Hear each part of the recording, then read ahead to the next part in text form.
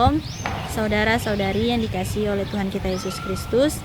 Segala puji dan syukur kita panjatkan kepada Tuhan kita Yesus Kristus sebagai sumber kasih dan juga berkat bagi kita semua.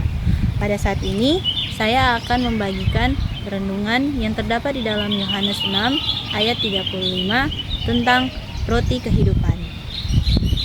Sebelum saya melanjutkan, perkenalkan, nama saya Pangkerigo Genesa Christine dari Fakultas Keperawatan Universitas Kelabar. Di dalam renungan ini, setiap manusia memiliki kebutuhan dasar, yaitu makan dan minum. Tapi selain kebutuhan jasmani itu, ada kebutuhan yang lebih mendalam lagi, yaitu kebutuhan rohani. Di dalam konteks Yesus memberi makan 5.000 orang, Yesus mengatakan sesuatu yang lebih besar, yaitu Yesus adalah roti hidup. Kiranya melalui perenungan ini bisa bermanfaat bagi kita semua untuk dijadikan pengajaran dan juga pemahaman bagi kita semua. Di dalam perenungan ini terdapat subjeknya Yesus sebagai roti hidup, dan temanya Yesus adalah sumber harapan dan kehidupan yang sejati. Yesus menyatakan dirinya sebagai satu-satunya sumber kehidupan rohani yang sejati. Dari pernyataan ini, kita dapat melihat bahwa Yesus mengajarkan kepada kita bagaimana memperoleh kehidupan rohani yang sejati. Mari kita masuk di dalam pembacaan firman Tuhan yang sekali lagi terdapat dalam Yohanes 6 ayat 35. Kata Yesus kepada mereka, "Akulah roti kehidupan.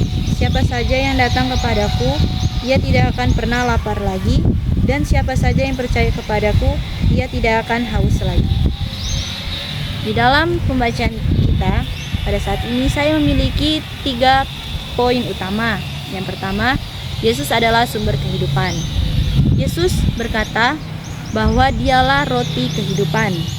Dengan mengatakan demikian, Yesus menegaskan bahwa dia bukan hanya pelengkap hidup, tetapi Yesus adalah kebutuhan utama bagi kita semua. Tanpa Yesus, jiwa kita akan kosong. Di dalam Dia akan ada kehidupan yang sejati dan kekal.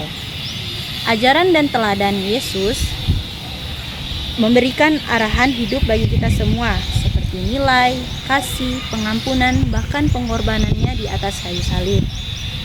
Jadi, Yesus sebagai sumber kehidupan bukan hanya dalam konsep teologis, tetapi pengalaman rohani yang diyakini kita semua sebagai perubahan nyata dalam hati dan perilaku seseorang. Kita masuk di poin yang kedua. Datang kepada Yesus menghilangkan lapar rohani. Barang siapa datang kepadaku, ia tidak akan lapar lagi. Dalam ayat itu, kata datang berarti itu mendekat, mencari, dan bergantung kepada Yesus. Dunia ini memang menawarkan banyak sekali hal, tapi hal-hal itu hanyalah hal sementara.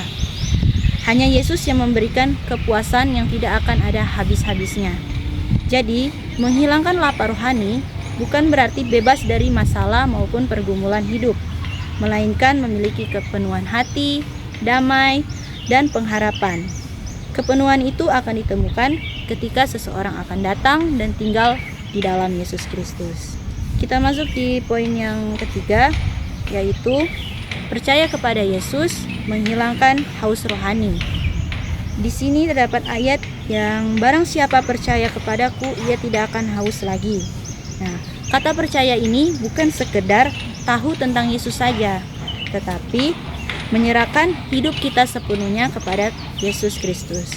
Ketika kita percaya, berarti kita menerima damai, pengharapan, dan jaminan keselamatan hidup.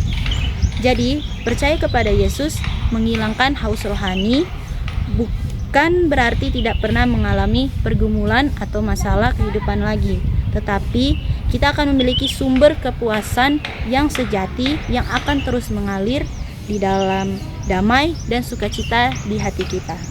Nah, dalam pembacaan ini saya memiliki kesimpulan bahwa Yesus bukan hanya pemberi berkat, tetapi sumber berkat itu sendiri. Ia cukup untuk memenuhi setiap kekosongan hati kita sebagai manusia.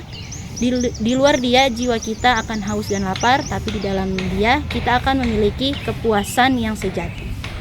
Nah, pada saat ini saya juga akan mengajak saudara-saudari untuk percaya terus kepada Tuhan Yesus Kristus secara dengan sepenuh hati.